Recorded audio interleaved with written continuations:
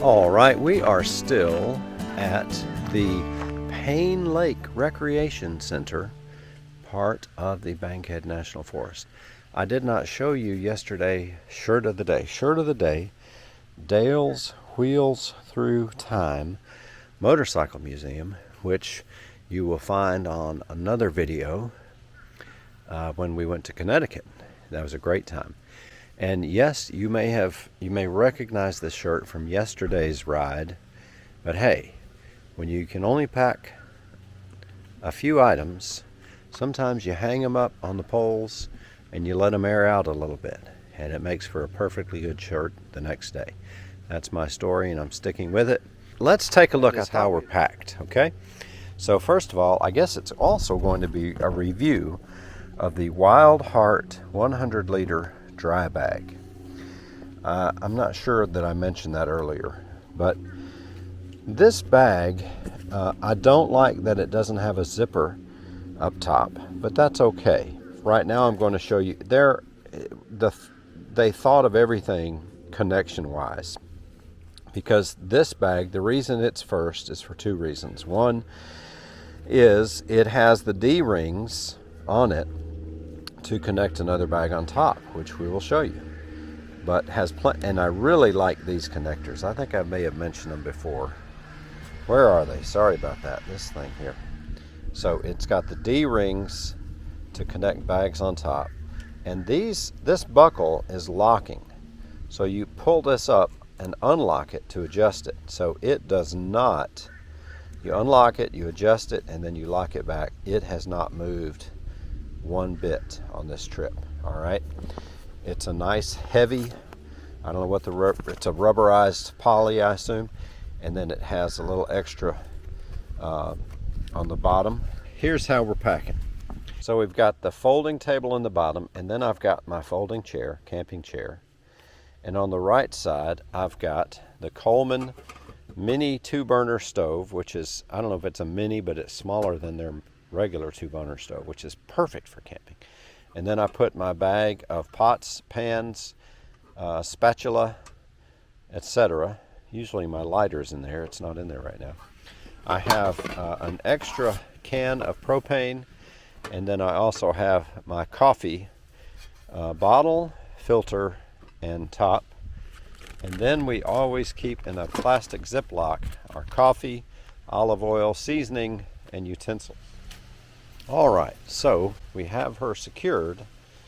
You've got the carry handle, and that's a little bit of security, not much. Then you've got this strap is going to, first of all, while there's no zipper, there is Velcro on the enclosure at the very top. You're going to roll it over a few times. That helps your water tightness.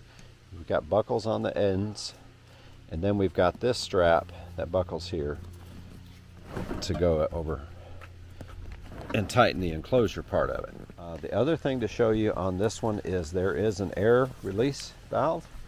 So when you pack it up and seal it, you want to open this, push it down, get all the air out, and then seal that back up.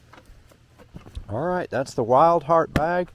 That's the kitchen bag. And I've got it on there first for two reasons. One, I can pack it with a little room on the side so I can access my side bags.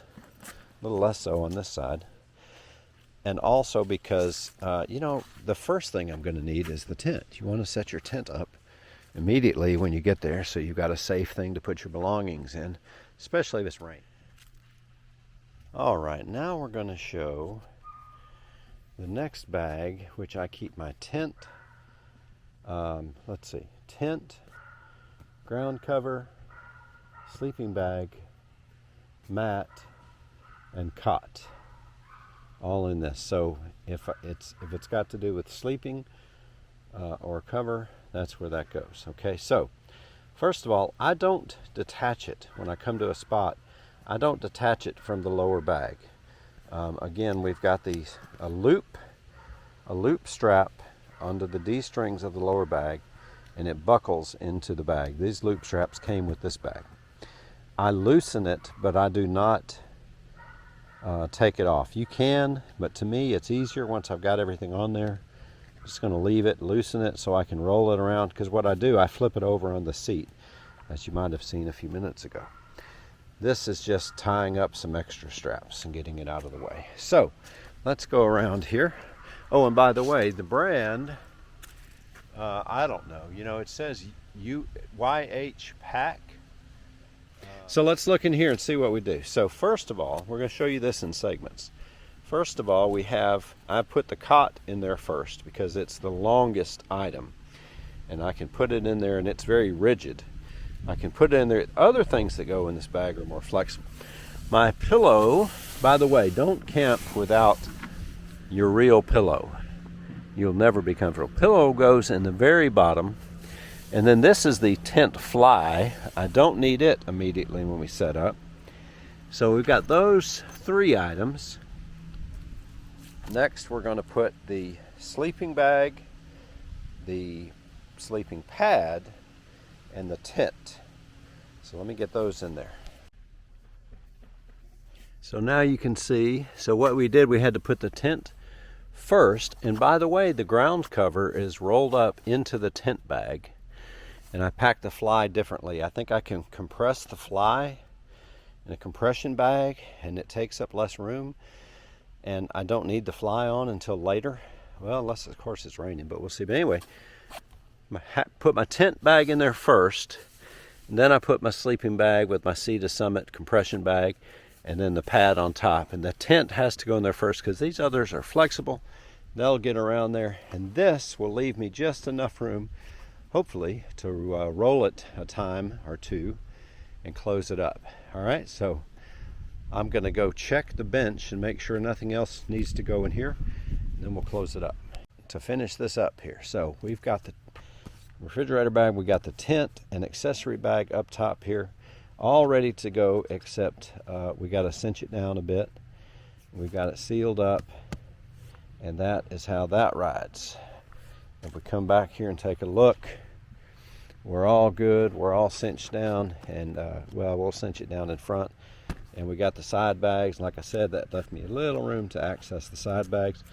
Refrigerator bag will be right here in just a minute.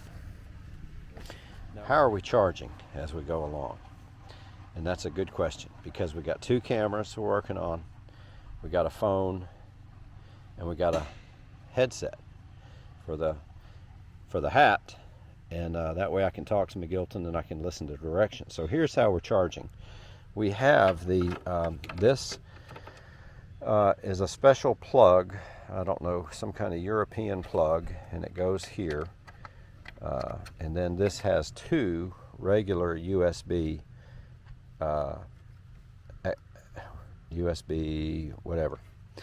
And so I'll keep that plugged in, and I will keep one on the phone, or here's the white one goes to the phone. We can see we have this secured very professionally. And so all of these will plug into a USB. We got a cord for all cameras. Sometimes I have to take this camera off and put the DJI and charge it up. So we'll get that charged up.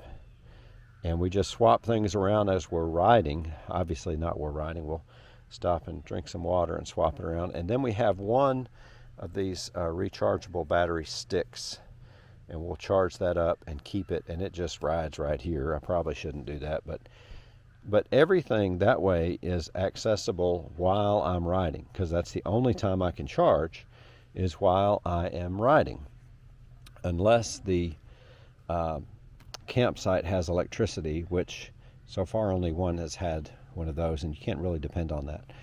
And then the helmet communication device, I have a bit longer cable, which is tied around right here, and it actually will reach my helmet while I am riding, so I can charge that while I am riding.